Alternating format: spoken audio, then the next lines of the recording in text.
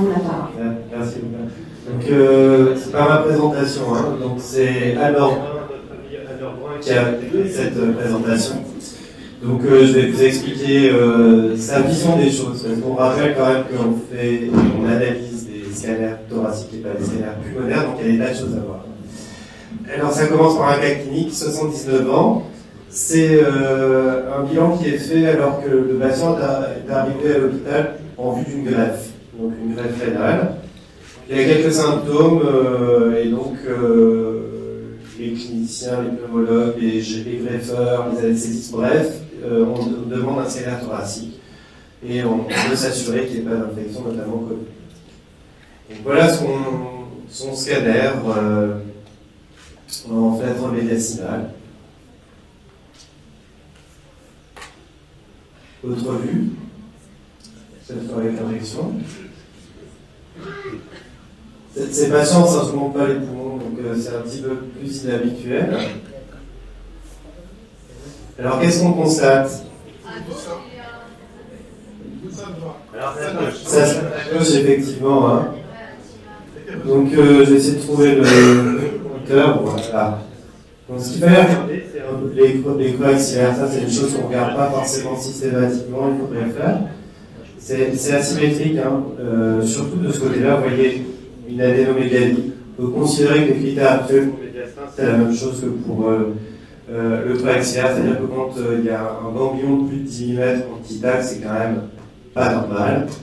Alors, il y a toute une gamme diagnostique hein, pour les ganglions axillaires, mais là, qu'est-ce qu'on voit en plus? Voilà, il y a une image très très suspecte au niveau du sein gauche. Donc voilà la cible et la conclusion c'est que on a annulé la greffe et la patiente est sortie du programme pour raison néoplasique, hein, il y a une contre-indication. Donc cette patiente avait bien évidemment un adénocarcinome mammaire avec une atteinte ganglionnaire axillaire associée. Donc pourquoi on vous parle des seins aujourd'hui dans un congrès d'imagerie thoracique? Parce que c'est quelque chose qui est fréquent, tout le monde le sait, hein, 50 000 nouveaux cas, c'est ce que j'ai trouvé dans la littérature au Maroc. Et puis en parallèle, on fait de plus en plus d'imagerie thoracique. Donc autant profiter de tout ce qu'on est capable de voir, à la fois sous le diaphragme, mais aussi au niveau de la paroi. Donc on peut dépister, et c'est pas l'examen de référence, mais on peut dépister à peu près entre 3 et 5 cancers du sein sur 1000 scanners. Donc c'est pas rien, sachant que la rentabilité d'un bilan sénologique habituel, c'est 8. Donc vous voyez qu'on peut trouver des tas de choses. Alors évidemment qu'on peut appliquer les règles de sénologie, hein, on va regarder la forme, la densité, les contours, etc. Et trouver des arguments suspects. Et on ne pense pas souvent à ça, mais la rétraction cutanée, ça se voit aussi sur le scanner. Donc, qu'est-ce qu'on voit ici? Ça c'est plus simple hein, comme dossier, vous voyez que la masse est à gauche, hein, il y a une réelle asymétrie, c'est passif sur le premier cliché, à l'inverse sur celui d'à côté, puis vous voyez que la peau est épaissie, c'est ça que je voulais vous signaler. Donc on voit l'épaississement et la rétraction cutanée en regard, et donc ça c'est un signe péjoratif. Donc d'autres exemples de masse ou de lésions asymétriques avec leur traduction ici en TEP scanner. La situation finalement la plus simple, c'est quand les seins sont très graisseux, on est capable de voir des toutes petites lésions, comme dans cet exemple, avec un hypermétabolisme. Donc, je vous ai parlé de la rétraction cutanée, les contours spiculés, évidemment, c'est un critère, et puis le fait que ça soit rehaussé par le produit de contraste, ça a une valeur prédictive de malignité.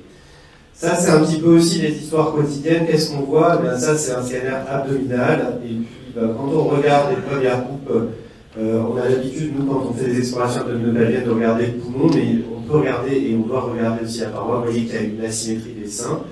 Et que du côté droit, il y a une formation tissulaire qu'on retrouve beaucoup mieux en vue axillaire. Donc qui correspond à une hémoplasie également. Ça c'est un exemple plus difficile.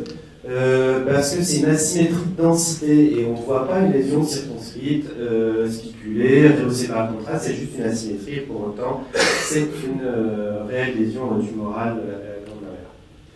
Donc encore un exemple ici, vous voyez, de cette infiltration de la paroi avec la rétraction cutanée et l'épaississement en regard, et puis également des lésions qui se rehaussent.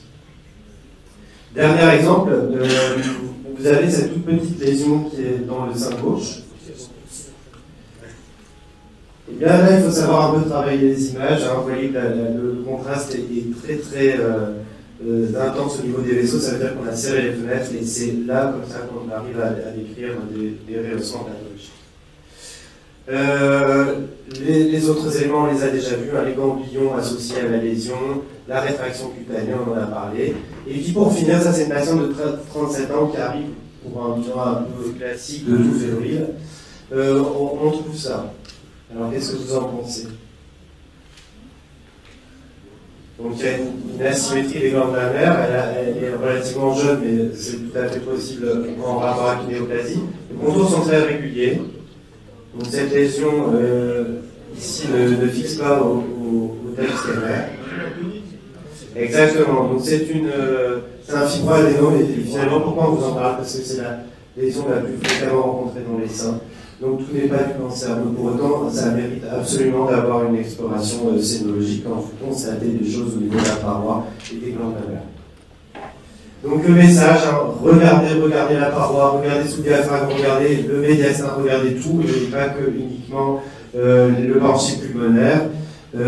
C'est détecter des asymétries de densité des glandes mammaires, une prise de contraste, notamment en serrant le fenêtrage.